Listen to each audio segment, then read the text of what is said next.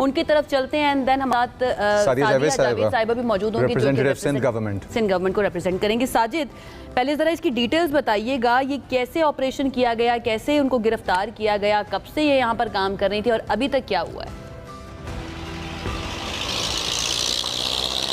बहुत शुक्रिया आयशा। देखिए, कराची में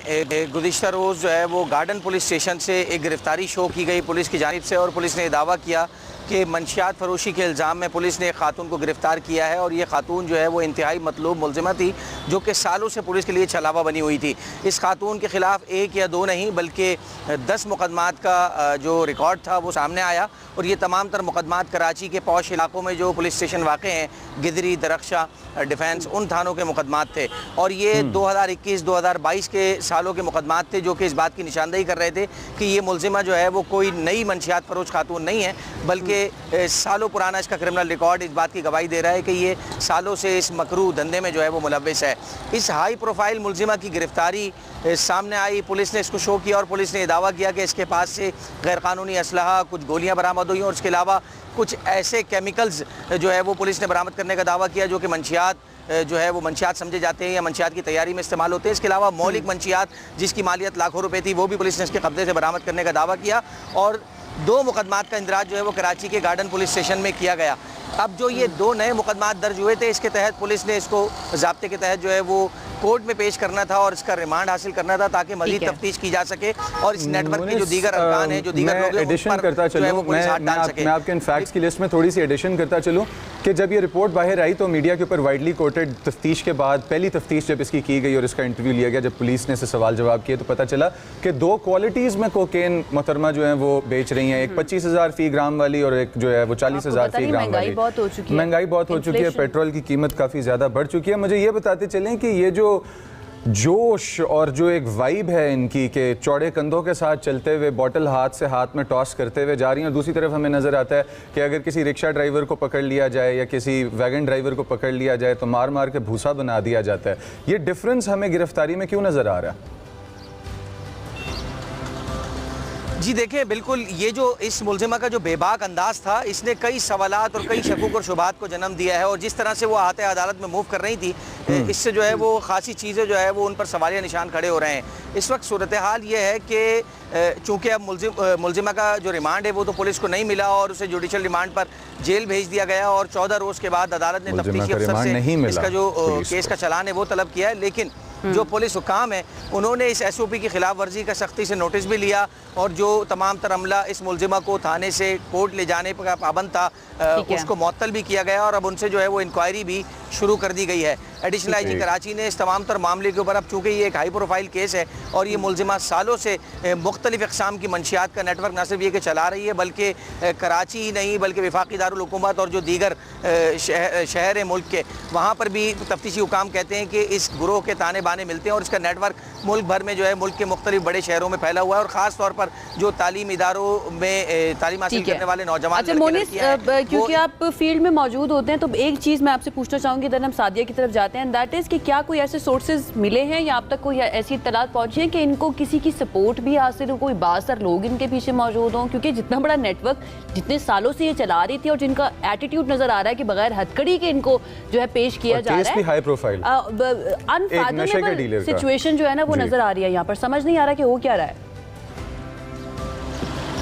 जी देखिए, यकीनी तौर पर ये मुलज़िमा के अच्छा सिर्फ यही नहीं कि इनका ये एटीट्यूड इस तरह का है, बल्कि कुछ ऑडियो जो मैसेजेस हैं, जो पैगामात हैं, वो भी सोशल मीडिया पर वायरल हो रहे हैं और इसी खातून से मंसूब किए जा रहे हैं। और अगर उन पैगामात पर गौर किया जाए तो ऐसा लगता है कि जैसे एक बहुत बाअसर खातून जो है वो गुफ्तगू कर रही है और अपने जो असर रसूख है उसको जाहिर करते हुए वो इस बात का जो है वो रोब डाल रही है कि मुझ पर हाथ डालना या मुझे गिरफ्तार करना जो है वो इतना आसान नहीं है, ये जो है बच्चों का खेल नहीं है कि कोई मुझे आराम से गिरफ्तार कर ले। और लगता ऐसा ही है कि वो खातून जो है वो अपना असर रसूख जाहिर कर रही है। और दूसरी बात ये कि ये खातून का जो इतना बेबाकी के अंदाज से ये सारा सिस्टम चल रहा था, ये सारा निज़ाम चल रहा था,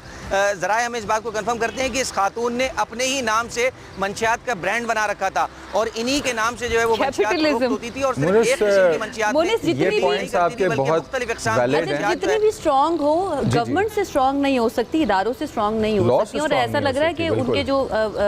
ऑडियो लीक सामने आए उसमें लग ऐसा रहा है जैसे वो चैलेंज कर रही है इदारों को कि मुझे कोई नहीं पकड़ सकता। सादिया की तरफ चलते हैं, सादिया से जानते हैं कि उन तक क्या पहुंचा है और अभी तक सिंध गवर्नमेंट ने इस सिलसिले में क्या किया है। सादिया, कौन है ये पिंकी, क्या हो रहा है कराची के अंदर? Thank you very much. देखिए, पहले तो सिंध पुलिस और सिविलियन जो इदारे हैं जिनकी मदद से इसको गिरफ्तार किया गया, उस टीम को बिल्कुल मुबारकबाद मैं पेश करूंगी आपके चैनल के तवज्जो से कि उन्होंने एक बहुत बड़ा काम किया। एक बहुत बड़ी ड्रग डीलर जो कि काफ़ी सालों से पुलिस को, ANF को, मुख्तलिफ इदारों को वांटेड थी, लेकिन वो गिरफ्तार नहीं हुई। कम से कम उसकी गिरफ्तारी हुई है और कल उसको कोर्ट में भी पेश किया है। जहां तक आपके रिपोर्टर ने भी बताया और बहुत ज़्यादा उसके जो तरीकाकार था, जिस तरह उसको अदालत में पुलिस ने पेश किया, वो किसी तरह से भी सिंध हुकूमत को काबिल कबूल नहीं है। और आपने देखा है कि फौरी तौर पर होम मिनिस्टर साहब ने IGP को ऑर्डर किए कि जितने पुलिस एहलकार हैं, क्योंकि जाहिर सी बात है किसी के साथ ना इंसाफी ना हो और कि गलत उस पर कोई सस्पेंड हो जाए या किसी को सजा हो, उसको इंक्वायर करके 24 आवर्स में। लेकिन जो उस वक्त फुटेज में अफसरान या पुलिस वाले नजर आ रहे हैं वो तमाम इस वक्त सस्पेंड है। अच्छा सादिया, एक इम्पॉर्टेंट बात, सिंस आप रिप्रेजेंटेटिव हैं और कराची जो है वो बड़ा इंटेग्रल पार्ट है ना सिर्फ सिंध के साइड का बल्कि पूरे मुल्क का एक अदद हब है कि जिसको ग्लोबली एक्नॉलेज किया जाता है। कितना बड़ा मसला है मंशियात की तिजारत और फरोशी? जी देखें, जाहिर सी बात है कराची पाकिस्तान का सबसे बड़ा शहर है, पोर्ट सिटी है और कराची की जितनी आबादी है उस हिसाब से ये बहुत बड़ा एक चैलेंज है गवर्नमेंट के लिए कि जो ड्रग डीलर्स, क्योंकि सबसे ज़्यादा मुझे लगता है कि कराची में ऑपरेशनल होते हैं, क्योंकि यहाँ सप्लाई, क्योंकि बहुत बड़ी आबादी, यहाँ छुपना आसान है। लोग जो हैं वो कराची में छुप जाते हैं, जैसे ये खातून के लिए कहा जा रहा है। तो कितने अरसे से चल रही थी इन्वेस्टिगेशन? सिंध गवर्नमेंट ने ये चैलेंज कबूल किया है और इस पर बहुत सख्ती से काम हो रहा है और सिर्फ कराची की बात नहीं है, पूरे ओवरऑल सिंध इस वक्त ड्रग माफिया, गुटखा, मावा, जितनी भी नशा आवर चीजें जो मिलती हैं, चाहे वो कोई भी खाए, गरीब खाए, अमीर खाए, नशा होता है, किसी भी तरह उसको टॉलरेट नहीं किया जाएगा। एक कमेंट कर दीजिएगा, सिर्फ मैं ये जानना चाह रही हूँ कि क्योंकि जिस तरह से उनको पेश किया गया और आपने कहा कि वो तमाम जो एहलकार नज़र आ रहे हैं उनको सस्पेंड कर दिया गया है, इन्वेस्टिगेशन के अंदर इस केस की खास तौर पर क्या किसी और एजेंसी को भी इन्वॉल्व किया जाएगा? सिंस हमें नज़र आ रहा है कि पुलिस जो है वो उनके साथ मौजूद है and she is very comfortable in front of those police officers. देखें, कल वजीर दाखिला साहब आज वो इस पे